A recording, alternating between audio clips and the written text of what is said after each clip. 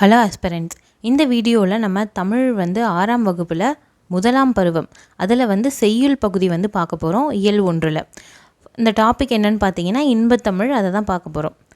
நமது தாய்மொழியாகிய தமிழை தமிழ் இலக்கியங்கள்லாம் போற்றுது அப்படின்னு சொல்லியிருக்காங்க. தமிழ் வணக்கம் தற்கால இலக்கிய மரபாக ஆகிடுச்சு அப்படின்னு சொல்கிறாங்க. பாரதிதாசன் தமிழை பலவாறாக போற்றியிருக்கார். கண்ணே மணியே என்று குழந்தையை தான் கொஞ்சுவாங்க. அதே மாதிரி அவர் தமிழை கொஞ்சி பாடியிருக்கார் அப்படின்னு சொல்கிறாங்க. அதுபோல் அவர் நம் செந்தமிழுக்கு பெயர்கள் பல சூட்டி மகிழ்ந்து பாடியிருக்காரு. அதில் ஒரு பாடல் தான் நம்ம இப்போ பார்க்க போகிறோம். இந்த பாட்டை படித்து பார்க்கலாம். தமிழுக்கு அமுதென்றே பேர், அந்த தமிழ் எங்கள் உயிருக்கு நேர் அப்படின்னு சொல்கிறாரு. தமிழுக்கு என்ன ஃபஸ்ட்டு பேர் வைக்கிறாருன்னா அமுதுன்னு பேர் வைக்கிறாரு. அந்த இன்ப தமிழுக்கு அந்த இன்ப தமிழை என்ன சொல்கிறாருன்னா எங்களோட உயிருக்கு நேர் அப்படின்னு சொல்கிறாரு. அடுத்து தமிழுக்கு நிலவென்று பேர் அப்படின்னு பேர் வைக்கிறாரு. இன்ப தமிழ் எங்கள் சமூகத்தின் விளைவுக்கு என்னென்னா நீர் அப்படின்னு சொல்கிறாரு. எங்கள் சமூகத்தோட விளைவுக்கு நீர் போல் யூஸ் ஆகுது அப்படின்னு சொல்கிறாரு. அடுத்து பார்த்திங்கன்னா தமிழுக்கு மனம் என்று பேர். மனம்னா என்னது? நறுமணம் அப்படின்னு பேர், வாசனை அப்படின்னு சொல்கிறாரு. இன்பத்தமிழ் எங்கள் வாழ்வுக்கு நிருமித்த ஊர் அப்படின்னு சொல்கிறாங்க. வாழ்வுக்கு நிருமித்த ஊர்னால் நாங்கள் வாழ்கிறதுக்காக உருவாக்கின ஒரு ஊர் அப்படின்னு சொல்கிறாரு. அடுத்து பார்த்திங்கன்னா தமிழ் எங்கள் இளமைக்கு பால் அப்படின்னு சொல்கிறாரு. இளமையான காலத்தில் எங்களுக்கு பால்னால் ஒரு அமிர்தம் மாதிரி, ஒரு சாப்பாடு மாதிரி என்னென்னா தமிழ் இருந்தது அப்படின்னு சொல்கிறாரு. அடுத்தது இன்பத்தமிழ் நல்ல புகழ்மிக்க புலவருக்கு வேல். புகழ்மிக்க புலவருக்கு வேல்னால் என்னது? ஒருத்தங்களை என்னென்னா நம்மளை காத்துக்கிறதுக்கான ஒரு ஆயுதம். அந்த மாதிரி இருந்து என்னென்னா ஹெல்ப் பண்ணுது தமிழ். அதாவது புலவருக்கு வேல்னா என்ன அப்படின்னு பார்த்தீங்கன்னா, புலவருக்கு என்னென்னா வேல் மாதிரி என்னென்னா தமிழ் இருந்து ஹெல்ப் பண்ணுது அப்படின்னு சொல்கிறாரு. வேல் அப்படின்றது நம்மளை காப்பாற்றிக்கிற ஒரு ஆயுதம். அதுபோல் புலவருக்கு என்னென்னா வேலாக இருந்து யூஸ் ஆகுது அப்படின்னு சொல்கிறாரு. அடுத்து தமிழ் எங்கள் உயர்வுக்கு வான் அப்படின்னு சொல்கிறாரு. தமிழ் நம்ம உயர்வுக்கு வானம் போன்றது அப்படின்னு சொல்கிறாரு. இன்பத்தமிழ் எங்கள் அசதிக்கு சுடர் தந்த தேன் அப்படின்னு சொல்கிறாரு. இந்த இன்பமான தமிழ் எப்படிப்பட்டதான்? எங்களோட அசதிக்கு, நாங்கள் அசதியாக இருக்கும்போது சுடர் தந்த ஒரு தேன் போன்றது அப்படின்னு சொல்கிறார். இது மாதிரி தமிழுக்கு பல வகையான பேர் வச்சு அழைக்கிறார். அடுத்து பாருங்கள், தமிழ் எங்கள் அறிவுக்கு தோல், இன்பத்தமிழ் எங்கள் கவிதைக்கு வைரத்தின் வாள் அப்படின்னு சொல்கிறாரு. தமிழ் எப்படிப்பட்டதான்? அவங்க அறிவுக்கு தோல் போன்றது அப்படின்னு சொல்கிறாரு. இன்பத்தமிழ் எங்கள் கவிதைக்கு வைரத்தோட வாள் போன்றது அப்படின்னு சொல்கிறார். வைரத்தால் செய்யப்பட்ட ஒரு வாள் போன்றது அப்படின்னு சொல்கிறார். பாரதிதாசன் தமிழுக்கு இந்த பாட்டில் பலவாறான பேரை வச்சு அழைச்சிருக்கார். ஓகேவா? நெக்ஸ்ட்டு பார்க்கலாம். அடுத்து பார்த்திங்கன்னா சொல்லும் பொருளும் ரொம்ப முக்கியம். பொறுத்துகளை கேட்பாங்க. நிருமித்த அப்படின்னா உருவாக்கிய அப்படின்னு அர்த்தம். நிருமிக்கனா உருவாக்கின ஊர் அப்படின்னு சொன்னாங்கள்ல, அது சொல்லியிருக்காங்க. சமூகம் அப்படின்னா ஒரு மக்கள் குழு, இதை தான் சமூகம் அப்படின்னு சொல்லுவாங்க.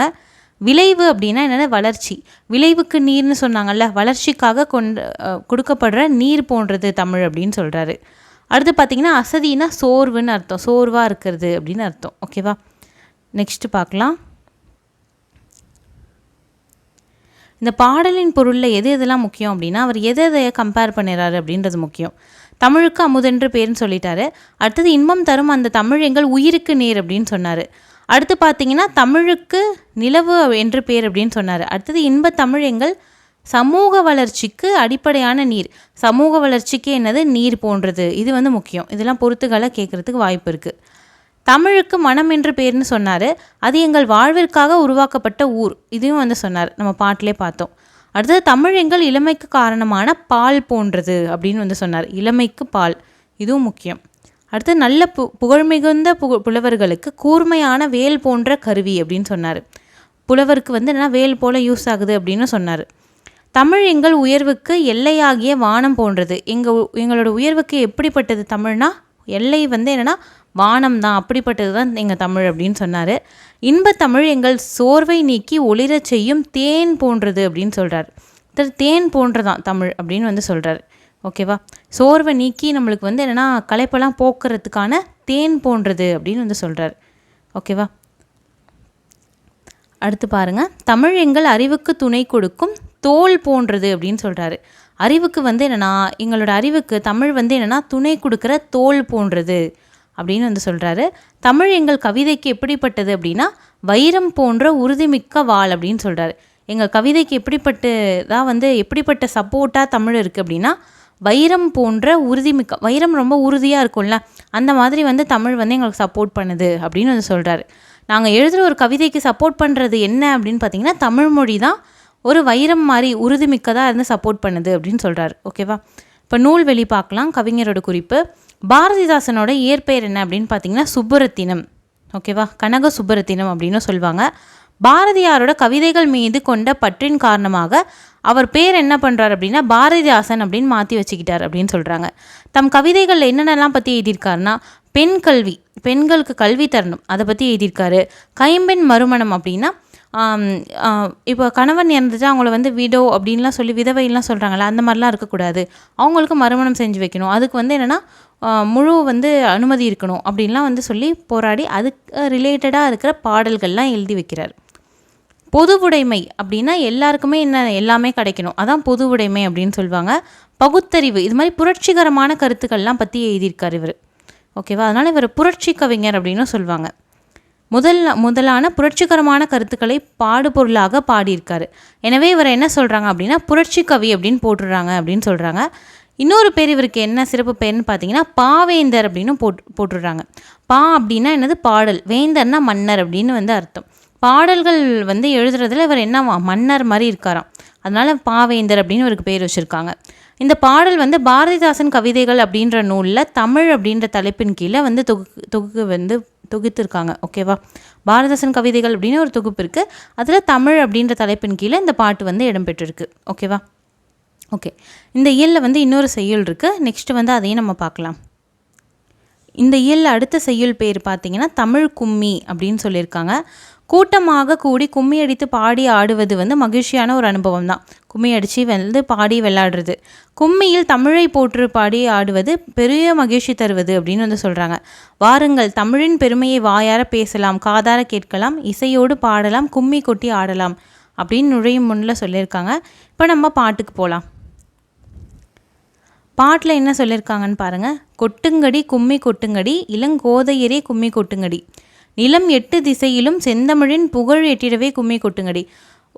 என்ன பண்ணுங்க, கும்மி கொட்டுங்க எல்லாரும் அப்படின்னு வந்து சொல்கிறாங்க. இளங்கோதையரே அப்படின்னா இளம் சின்ன பசங்கள்லாம் சொல்கிறாங்க.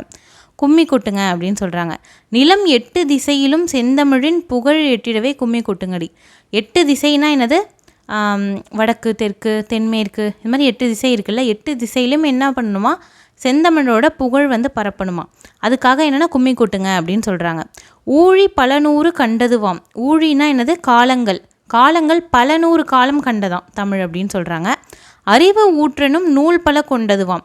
அறிவு ஊற்று மாதிரி வந்து என்னென்னா நிறைய நூல்கள் வந்து தமிழில் இருக்குது, அதை பற்றி சொல்கிறாங்க. அறிவு ஊற்றனும் நூல்கள் பல கொண்டது தமிழ் அப்படின்னு சொல்கிறாங்க. பெரும் ஆழி பெருக்கிற்கும் காலத்திற்கும் முற்றும் அழியாமலே நிலை நின்றது அப்படின்னு சொல்கிறாங்க. பெரும் ஆழிப்பெருக்கு அப்படின்னா கடல் கொண்ட போதிலும் என்ன ஆச்சாம் அப்படின்னா தமிழுக்கு வந்து என்னென்னா அப்பையும் வந்து தமிழ் வந்து அழியாமல் எழுந்து நின்றது அப்படின்னு சொல்கிறாங்க. அடுத்தது என்ன சொல்கிறாங்கன்னா பொய் அகற்றும் உள்ள பூட்டு இருக்கும். பொய்யை அகற்றும் தமிழ் வந்து என்னென்னா பொய்யை நம்ம மனசுலேருந்து அகற்றும் அப்படின்னு சொல்கிறாங்க. உள்ள பூட்டு இருக்கும் அப்படின்னு சொல்கிறாங்க. உள்ளத்தில் இருக்கிற மோசமான எண்ணங்கள் அதெல்லாம் வந்து அறுக்கும். அன்பு பூண்டவரின் இன்ப பாட்டிருக்கும். அன்பு பூண்டவர்கள் மீன்ஸ் அன்பாக இருக்கிறவங்கக்கிட்ட அது நிலச்சி இருக்கும் அப்படின்னு சொல்கிறாங்க. உயிர் மெய் புகட்டும் அறமேன்மை கிட்டும் இந்த மேதினி வாழ்வழி காட்டியிருக்கும். உயிர்மெய் வந்து புகட்டும், அப்புறம் மேன்மை வந்து நம்ம வாழ்க்கையில் கிட்டும் அப்படின்னு சொல்கிறாங்க. இந்த மேதினி வாழ்வழி காட்டியிருக்கும். மேதினி அப்படின்னா என்னென்னா உலகம். இந்த உலகம் வாழ்கிறதுக்கு வழிகாட்டும் தமிழ் அப்படின்னு வந்து சொல்கிறாரு. இந்த பாடலை எழுதினவர் யாருன்னா பெருஞ்சித்திரனார் அப்படின்றவர் எழுதியிருக்காரு. ஓகேவா? இப்போ இந்த பாடலில் இருக்க முக்கியமான விஷயம் வந்து பார்க்கலாம். சொல்லும் பொருளும் கொடுத்துருக்காங்க. ஆழிப்பெருக்கு அப்படின்னா என்னென்னா கடல் கோள் அப்படின்னு அர்த்தம். கடல் கோள்னா என்னென்னா கடல் பொங்கி எழுந்து வந்து நிலத்தை வந்து அழிச்சிடும்ல. இப்போ பூம்புகார் வந்து கடல் கொண்டுருச்சுல்ல, அந்த மாதிரி இருக்கிறது தான் ஆழிப்பெருக்கு அப்படின்னு சொல்லுவாங்க. மேதினின்னா என்னது? உலகம். ஊழி அப்படின்னா என்னது? நீண்ட காலப்பகுதி, அதுதான் வந்து ஊழிக்காலம் அப்படின்னு சொல்கிறாங்க. உள்ள பூட்டு அப்படின்னா உள்ளத்தில் இருக்க அறியாமை, மனசில் இருக்க அறியாமையெல்லாம் அதை அகற்றிடும் அப்படின்னு வந்து சொல்கிறாங்க. ஓகேவா? நெக்ஸ்ட்டு பார்த்தீங்கன்னா பாடலோட பொருள் இது ஈஸியாக தான் இருக்கும். தமிழோட புகழ் வந்து என்னவா 8 திசையிலுமே பரவிடும் வகையில் கைகளை கொட்டி கும்மி அடிப்போம் அப்படின்னு ஃபஸ்ட்டு சொல்கிறாங்க. அடுத்து பார்த்திங்கன்னா பல 100 ஆண்டுகளை கண்டது வந்து தமிழ்மொழி அப்படின்னு சொன்னாங்க. அறிவு ஊற்றாகிய நூல்கள் பலவற்றை கொண்ட மொழி தான் தமிழ் அப்படின்னு சொல்லிட்டாங்க. பெரும் கடல் சீற்றங்கள், கால மாற்றங்கள் ஆகிய எவற்றாலும் என்னென்னா அழியாமல் நிலச்சிருக்க மொழி வந்து தமிழ் அப்படின்னு சொல்கிறாங்க. தமிழ் என்ன ஆகுதான், அடுத்தது என்ன சொல்கிறாங்க, பொய்யை வந்து அகற்றிடும் அப்படின்னு சொல்கிறாங்க. அந்த மொழி மனத்தோட அறியாமையை வந்து நீக்கும், நம்ம மனசில் இருக்க அறியாமையெல்லாம் நீக்கி தெளிவை கொடுக்கும் அப்படின்னு சொல்கிறாங்க. அன்புடைய பலரின் இன்பம் தரும் பாடல்கள் நிறைந்த மொழி தான் தமிழ் அப்படின்னு சொல்கிறாங்க. நிறையா பேர் பாடின பாடல்கள் வந்து தமிழில் இருக்குது, அதுதான் சொல்லியிருக்காங்க. உயிர் போன்ற மேன்மையை ஊட்டும் மொழி, மனசில் என்னென்னா மேன்மையை ஊட்டுற ஒரு மொழி தமிழ் அப்படின்னு சொல்கிறாங்க. உயர்ந்த அறத்தை தரும் மொழி, இந்த உலகம் சிறந்து வாழ்வதற்கான வழிகளை வந்து காட்டுறது என்னென்னா தமிழ் மொழி தான் அப்படின்னு வந்து சொல்லியிருக்காரு. ஓகேவா, நெக்ஸ்ட்டு இவரோட நூல்வெளி வந்து பார்ப்போம், இவருடைய குறிப்பு வந்து பார்ப்போம். பெருஞ்சித்திரனார், இவருடைய இயற்பெயர் என்ன அப்படின்னு பார்த்தீங்கன்னா மாணிக்கம், துரை மாணிக்கம் அப்படின்னும் சொல்லுவாங்க. இவர் வந்து பாவலரேறு அப்படின்னு இவர் வந்து சிறப்பு பெயரால் இவர் அழைக்கப்படுறார். ஓகேவா, அடுத்து பார்த்தீங்கன்னா கனிச்சாறு, கொய்யாக்கனி, பாவிய கொத்து, நூறாசிரியம், இந்த மாதிரி நூல்கள்லாம் அவர் எழுதியிருக்கார். கனிச்சாறு, கொய்யாக்கனி, பாவிய கொத்து, நூறாசிரியம், இந்த நூல்கள்லாம் அவர் எழுதியிருக்காரு. அடுத்து பார்த்திங்கன்னா அவர் எழுதின இதழ்கள், நடத்தின வந்து பத்திரிகைகள்லாம் என்னென்னு பார்த்தீங்கன்னா தென்மொழி, தமிழ்ச்சிட்டு, தமிழ் நிலம், இதெல்லாம் அவர் நடத்தின பத்திரிகைகள். தமிழ் மொழி தனித்தமிழையும் தமிழ் உணர்வையும் பரப்பியிருக்கார் இவர் அப்படின்னு சொல்கிறாங்க. ஓகேவா, இந்த பாடல் வந்து என்னென்னா கனிச்சாறு அப்படின்ற நூலில் வந்து இடம்பெற்றிருக்கு. இவர் எழுதின நிறைய புக்ஸில் ஒன்று தான் கனிச்சாறு, இங்கே நம்ம பார்த்துருக்கோம்ல. இந்த கனிச்சாறு புக்கில் தான் வந்து இந்த பாட்டு வந்து இருக்குது. இந்த நூல் வந்து 8 தொகுதியாக மொத்தம் வெளிவந்திருக்கு அப்படின்னு சொல்கிறாங்க. இது வந்து தமிழ் உணர்வு நிறைந்த பாடல்கள் வந்து இதில் இருக்குது அப்படின்னு சொல்கிறாங்க. கனிச்சாறுனா கனினா என்னது, பழம், பழத்தோட சாறு, அதை பற்றி எழுதலை. தமிழ் வந்து கனிச்சாறு மாதிரி இருக்குது அப்படின்னு சொல்லிட்டு அப்படி எழுதியிருக்காரு. இந்த புக்ஸில் வந்து என்னென்னா இந்த கனிச்சாறு அப்படின்ற புக்கில் தமிழ் உணர்வு மிக்க பாடல்கள் வந்து நிறைய இடம்பெற்றிருக்கு அப்படின்னு சொல்கிறாங்க. ஓகேவா, இதோட இந்த லெசன் முடியுது. தேங்க்யூ.